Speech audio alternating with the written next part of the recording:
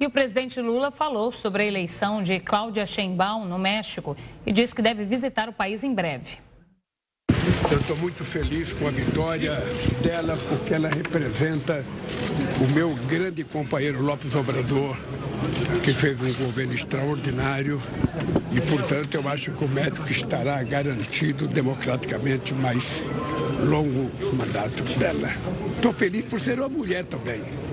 E estou feliz porque duas mulheres disputaram e ganhou aquela que representava o lado ideológico mais próximo, sabe, das pessoas progressistas no mundo. Eu pretendo viajar ao México esse ano, eu pretendo fazer uma visita de agradecimento ao López Obrador pelo carinho que ele teve comigo quando eu não era presidente ainda e também pela possibilidade que o Brasil quer ter de aumentar muito o comércio com o México. Nós somos as duas maiores economias do continente, portanto, nós ainda temos pouco fluxo no comércio, poderíamos ter muito mais e mais empresários investindo no Brasil e no México e mais empresários brasileiros investindo no México para que as duas economias cresçam. Sobre esse assunto, a gente conversa agora com Paulo Velasco, que é professor de Política Internacional da Universidade do Estado do Rio de Janeiro. Professor, antes de tudo, quero te agradecer por ter aceitado o nosso convite. Uma ótima tarde para você. Boa tarde, Renata. É um prazer sempre conversar com vocês. Professor, essa é uma eleição histórica para os mexicanos. É a primeira vez em 200 anos de república que uma mulher chega ao cargo mais alto do país. E isso em um país que é conhecido por ter uma cultura mais conservadora e até machista. Qual que é o tamanho do desafio de Cláudia Sheinbaum, em especial no que diz respeito aos índices de violência contra a mulher no México, que são muito altos? Renata, é muito importante, né? Muito simbólico, né? Termos tido aí as duas principais candidatas, né? Mulheres, né? Justamente pelo México ser conhecido, né? Como um dos países mais violentos, né? De maneira geral, né? No espaço latino-americano, né? Mas especialmente quando consideramos, né? Taxas de questões mais concretas como o feminicídio, né? O desafio não é pequeno, né? Evidentemente que o simples fato, né? De uma mulher ocupar a presidência, né? Não garante, né? Diretamente que esses números poderão ser controlados ou mesmo de alguma maneira reduzidos, né? Mas traz a expectativa ou a esperança de que será dada mais atenção, né, às mulheres, né, e que algumas medidas, né, mais práticas, né, para reduzir a violência contra a mulher, né, poderão ser levadas a cabo no país, né? Na verdade, o México tem na violência, né, não só a violência urbana, mas a violência política, né, uma marca das últimas eleições, né, não só nesta agora de 2024, mas também em eleições, né, ao longo da década passada, vimos, né, muitos efeitos dramáticos, né, da atuação de cartéis, né, provocando violência de toda sorte, né, em áreas urbanas e mesmo rurais do México, né, violência muito sensível aí, né, muitas vezes em algumas cidades mexicanas, né, aparecem dezenas de crianças mortas, né, então é um país que tem a violência contra a mulher, né, como uma questão muito crítica, mas é necessário atuar de maneira determinada para conter a atuação dos cartéis, né, para tentar de alguma maneira minimizar, né, os efeitos de um país que nos últimos tempos, né, se viu de alguma maneira sequestrado, né, pela atuação de gangues, grupos paramilitares, né, e cartéis, né. O desafio é grande, e vamos ver se a Cláudia vai ter condições de impactar melhor nessa agenda, né, pelo menos mais do que os últimos presidentes. Você falou da questão da violência, né, da segurança do país, que é um dos grandes desafios da nova presidente do México, e citou também a violência nas eleições, né? Só para reforçar quem está acompanhando, foram 38 candidatos assassinados durante a campanha no México. E, ao mesmo tempo, como você disse, a gente vê também essa expansão do tráfico de drogas. No discurso da vitória, Sheinbaum falou que vai combater a violência, mas não chegou a dar ali detalhes de como ela vai fazer isso. O padrinho político dela, o López Obrador, ele apostou na militarização como uma saída. O que se espera do plano de segurança da nova presidente do México? Ela deve dar continuidade nesse programa, na mesma linha que o padrinho político dela? Renata, isso não está muito claro, não está definido, né? Mas a única certeza que temos, né, é que essa estratégia da guerra contra as drogas, né, ou da militarização do combate às drogas, né, que não começou, na verdade, com o López Obrador, né, mas que já vem, né, de alguns antecessores, não tem dado certo no país, né? Os índices de violência não têm caído, né, e tampouco tem conseguido reduzir, né, o impacto e a influência, né, dos cartéis dentro do México, né? Essa é uma estratégia, né, muitas vezes copiada dos Estados Unidos, né? Vimos ali já desde os anos 70, né, os Estados Unidos cunharem esse compromisso, né, numa guerra contra as drogas, né, War on Drugs, depois exportaram essa prática para a Colômbia, né, e agora, né, nos últimos tempos, né, o México tem sido o grande palco, né, de uma militarização do combate às drogas, mas sem os efeitos ou resultados desejados, né.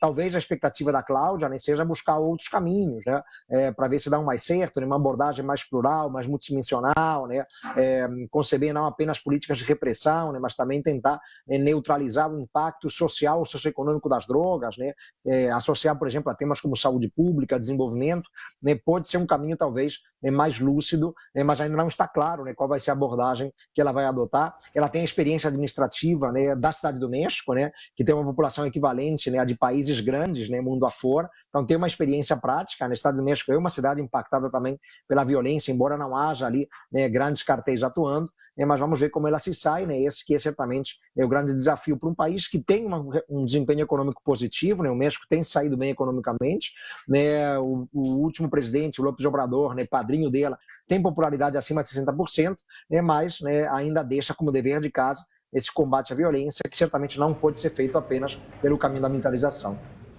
E ainda falando, professor, do tráfico de drogas, a gente sabe que o combate ao tráfico no México, ele tem um impacto direto também nos Estados Unidos, né? Que estão, inclusive, vivendo agora uma epidemia de fentanil que só aumenta. Como que deve ficar essa relação México-Estados Unidos no que diz respeito ao tráfico e também à imigração, que é, inclusive, um dos principais temas de campanha aí da campanha presidencial americana? E ainda falando desse combate ou dessa possível parceria no trabalho do governo mexicano com o governo americano, o que muda nesse trabalho de parceria de acordo com o presidente que foi eleito nos Estados Unidos, Joe Biden ou Donald Trump? A relação do México com os Estados Unidos é uma relação absolutamente central, né? Não é um acaso que seja a eleição no espaço latino-americano para a qual os Estados Unidos prestam mais atenção sempre. Eles acompanharam muito de perto o pleito, né? E a expectativa é que possam continuar trabalhando juntos de maneira pragmática, né? Independentemente de quem vence as eleições no próximo mês de novembro, né? Temos que lembrar, né, que o López Obrador, né, padrinho político da Claudia Sheinbaum, embora seja um presidente de esquerda, né, assim como a nova presidente, ele trabalhou de maneira muito próxima do Donald Trump, né? Eles tiveram uma relação muito próxima, muito convergente, né, uma relação quase que de amizade, né, o que demonstra o pragmatismo, né? A questão das drogas é uma questão crucial na relação Estados Unidos e México, né? Não por acaso o México é a grande porta de entrada das drogas para o mercado norte-americano, né?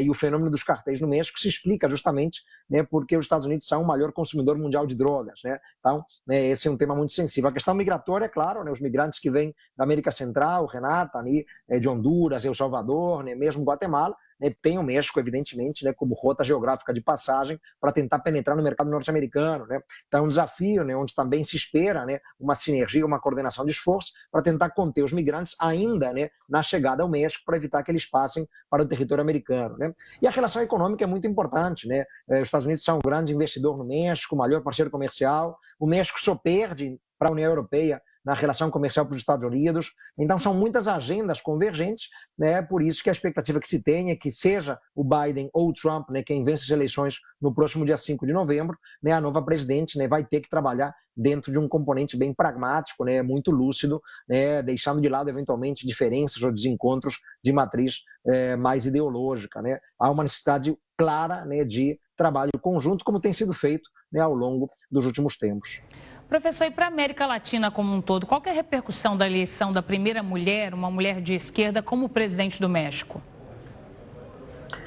É um recado positivo, né, no sentido de termos ali, né, uma presidente mulher, né, com uma agenda claramente progressista, né, comprometida, né, com o combate à pobreza, né, comprometida com o bem-estar dos povos, né?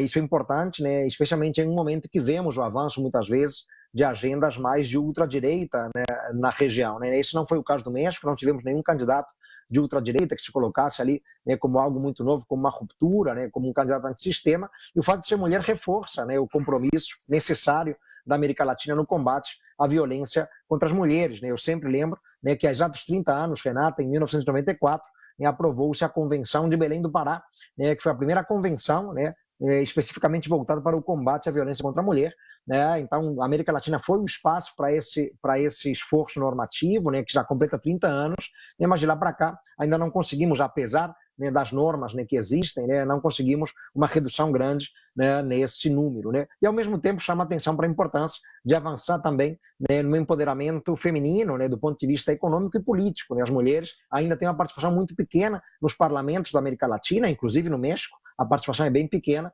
então é importante, né, que avancemos, né, em termos de igualdade de gênero, representação paritária na política, né, maior empoderamento econômico para as mulheres, né? A Cláudia, como presidente do México, que é um país muito representativo, né, o segundo país mais populoso de toda a América Latina, né, certamente traz mais visibilidade, né, para esses assuntos, né, e tomara, né, que os 5 anos de mandato que ela tem pela frente, aliás, os 6 anos de mandato que ela tem pela frente, né, tomara que isso possa trazer, né, resultados positivos para a região como um todo. Professor, eu queria entrar num ponto com você sobre a relação dela com o antecessor e também padrinho político, López Obrador. Qual que é a influência que ele deve ter agora nesse novo governo? A tendência é que ele participe de forma ativa ou que haja, de certa forma, um distanciamento entre eles? A tendência é de que ele não participe, não. Pelo menos ele tem prometido, né, ao longo das últimas semanas, né, ele que é um fenômeno, né, político no México, Renata, é bom a gente frisar isso também, né, o López Obrador, ele é o maior youtuber da América Latina, né, ele tem um programa todas as manhãs, né, as chamadas manhãneiras, né, que é assistido por milhões de pessoas todos os dias, né, então ele é um fenômeno comunicacional, né, inclusive nas redes sociais, mas ele prometeu, né, que para não fazer sombra a Cláudia, ele vai se retirar da vida política, né, ele disse que vai, né, passar a viver na sua fazenda, né, sem nenhum tipo de participação política, pelo menos mais direta, né, no que a vida mexicana, para dar, né, alguma autonomia, né, para a Cláudia, que é uma pessoa que gosta da sua máxima confiança, né, a Cláudia Sheinbaum foi secretária, né, no governo do López Obrador durante o período, né, em que ele foi prefeito, né, de Cidade do México, depois ela própria, né, foi a prefeita dessa gigantesca cidade latino-americana, né, então são dois personagens muito vinculados, né, esse desempenho da Cláudia, sem dúvida alguma, temos que atribuir a popularidade, né, do López Obrador, que vai, né, comandar o país ainda, né, até o final do ano, né, uma longa transição, são vários meses de transição no México, né, ele vai terminar o seu mandato só no final deste ano de 2024, mas a expectativa é que, de fato, ele não tenha nenhuma participação política mais direta, né, mas sempre, né, evidentemente, estará a serviço e à disposição da Cláudia, né, para qualquer tipo de ajuda, né, mas nada mais formal, ou seja, ele não vai ocupar nenhum ministério, né, não vai ocupar nenhuma assessoria mais principal, né, ele quer, né, deixar a vida pública, política mais direta, né, para permitir a ela governar com alguma tranquilidade, sem o peso da sombra de um personagem, né, como o López Obrador, né, que deixa o governo com notáveis 60% de popularidade e de aprovação, né? Isso é raro, muito raro na região para qualquer presidente que deixa o cargo. E um outro tema que apareceu no discurso da vitória e que conversa também com essa popularidade do Obrador que você mencionou, foram os programas sociais criados por López Obrador, né? A Cláudia Sheinbaum prometeu manter esses programas, só que ela vai precisar fazer isso também com um grande déficit no orçamento, um baixo crescimento econômico. O país, é claro, reagiu um pouco nos últimos anos, mas ainda com baixo crescimento econômico. Qual que é o tamanho do desafio que ela deve encontrar pela frente a partir de outubro, quando assume? O desafio é manter um crescimento sustentado, né? O México, claro, como todo mundo, foi impactado pela pandemia, né? Mas se a gente pega o resumo dos 6 anos do governo López Obrador, é um governo em que o saldo econômico fica positivo, digamos assim, né? Ele adotou medidas muito próprias de um governo progressista, mais à esquerda no espectro político, né? Então, ele se comprometeu, por exemplo, né, com a reestatização da Companhia Nacional de Petróleo, né? A Pemex, ele buscou, né, também vincular o salário mínimo, né, com a inflação para permitir um ajuste anual automático. Ele deixa também, né, uma proposta de reforma constitucional, né, para rever, né, a questão das aposentadorias, né, para permitir aos aposentados, né, também uma correção, né, mais automática das suas aposentadorias, né, também de acordo com a inflação. Enfim, algumas medidas sociais para tentar aliviar um pouquinho a pobreza no país, mas ainda a pobreza é um desafio grande, né? Eu colocaria a pobreza, né, como um dos grandes desafios do novo governo, né? Ela terá que manter um crescimento econômico sustentado, que não é fácil, né, para um país, né, do tamanho do México, a população importante que o México tem, né, e tudo isso especialmente em um cenário de contas públicas que não estão muito saudáveis, né? Ela vai ter que também fazer algum tipo de ajuste de contas, né? Para continuar atraindo investimentos, né? Para continuar, né, num ritmo de crescimento, e ajuste de contas geralmente significa, né, cortar programas ou cortar políticas, né? Então tem que se ver como ela vai conseguir equilibrar esses dois lados, né? É um compromisso de manter políticas sociais e continuar enfrentando a questão crônica da pobreza no México, e ao mesmo tempo equilibrar algumas contas para permitir que o México continue tendo um desempenho econômico positivo, né, e continue mantendo um crescimento econômico sustentado, né? E tudo isso somado à questão da violência, né, vemos que os desafios, certamente, Renata, não são nada triviais para a nova presidente. Sem dúvida, professor Paulo Velasco, é sempre uma honra ter você aqui com a gente, nos ajudando a entender todo o cenário da política internacional. Quero te agradecer mais uma vez e uma ótima tarde para você. Obrigado, Renato. O prazer é sempre todo meu. Um abraço e até a próxima. Até mais.